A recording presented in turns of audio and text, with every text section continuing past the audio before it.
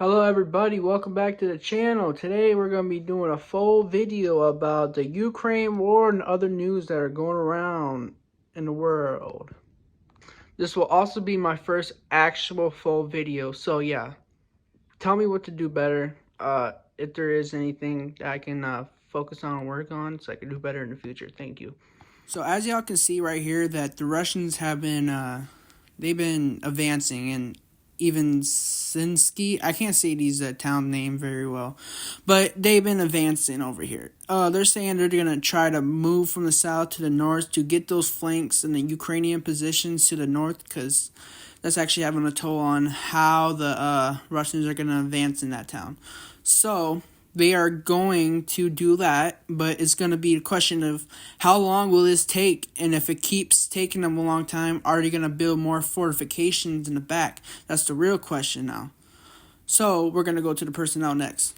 As y'all can see, there's only been 1,160 new numbers to like the totals of the personnel that has been lost in the war. This is Russian numbers, of course, but it's really interesting watching it because Ukraine, we don't even know if this is the truth.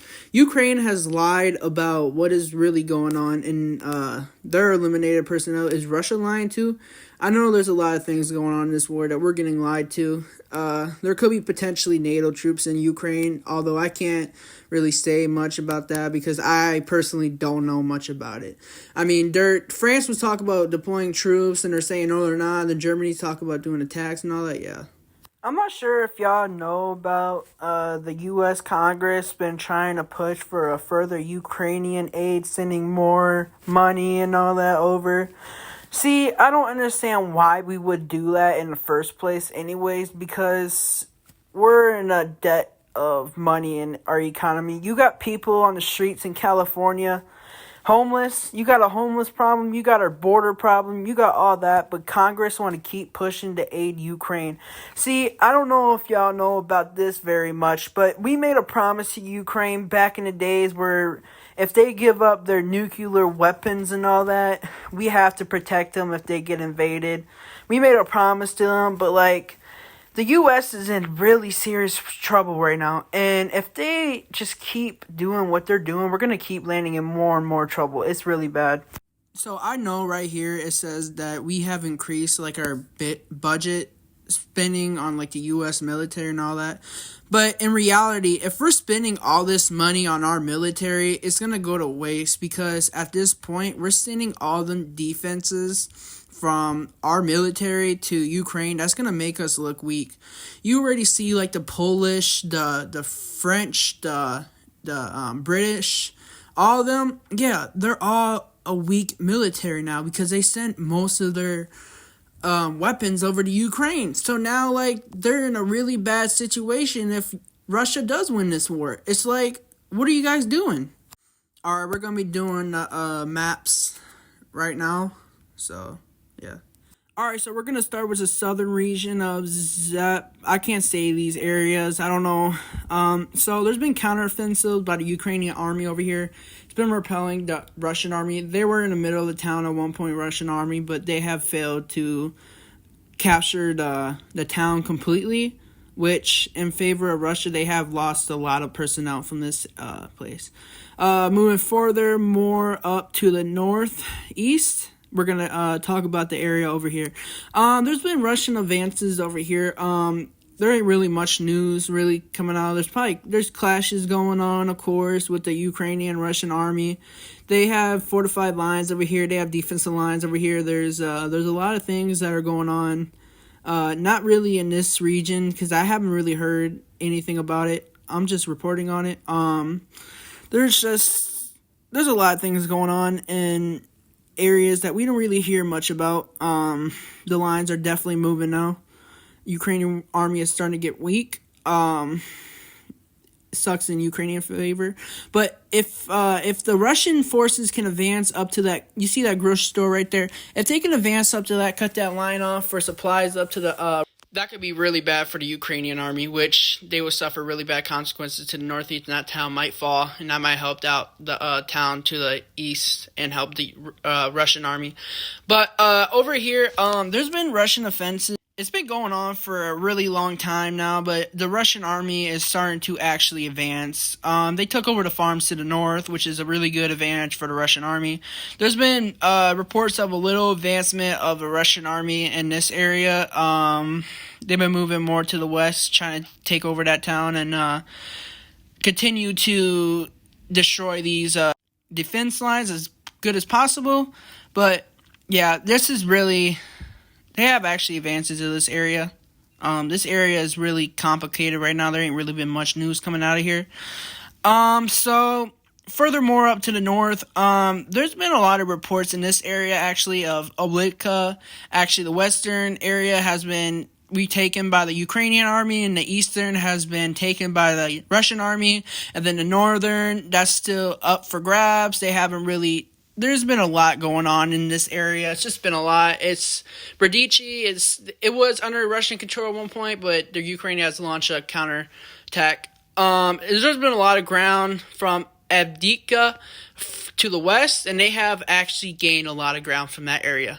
Further up north to the Ivanskinsky or whatever, they've been advancing over here actually to the south. They're actually going to move from the east to the south and go to the north to cut off those areas and cut off the line to the Ukrainian army so they can finally take that and advance further more to the west from this area, which would be a really good thing for the Russian army to take more land and also disrupt those defensive lines that they're trying to create behind this.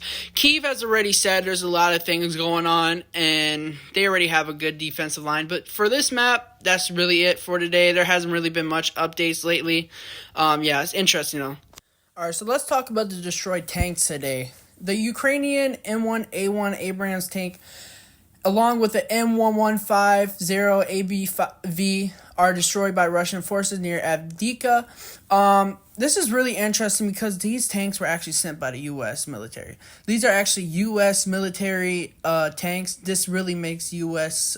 factors look dumb because these were really destroyed easily. And they said something about them. They said that they were like really good tanks. They will help out the Ukrainians, but obviously it's been really bad, and Ukraine is slowly losing their West power, their military stuff. They're slowly losing it, and it's like really bad for them. They're gonna start losing really a lot of ground. Alright, for the update today, guys, that is actually it for today. There hasn't really been that much news coming out as of lately, because the war is kind of stalled in these areas, and it's kind of like, it's interesting to watch because all these areas has kind of been like, let's see, they've been kind of stalled for like the last like, since like they advanced out of Avdiivka. It's kind of like, there's been little Russian advances out of that town, but like ever since that, they kind of like met Ukrainian forces that are like, they sent their really special forces into the area, which is really bad because they're kind of throwing them in. It's like, I would send in reserves into that area because the more reserves you got, it's just more reserves is the better. But special forces is actually not that good because you're sending them into an area where if that falls and you ain't got no elite forces behind, it's like really bad, really bad, because those are the ones that have the most experience in war, and those are the ones that are going to help you in the long run. So I don't know, dude, there's a lot of things going on, and it's like, obviously the Ukrainian government is really corrupt, which people have said that before. People have said the Ukrainian government is corrupt. I mean, look, where has all that money gone? Where's all that money gone?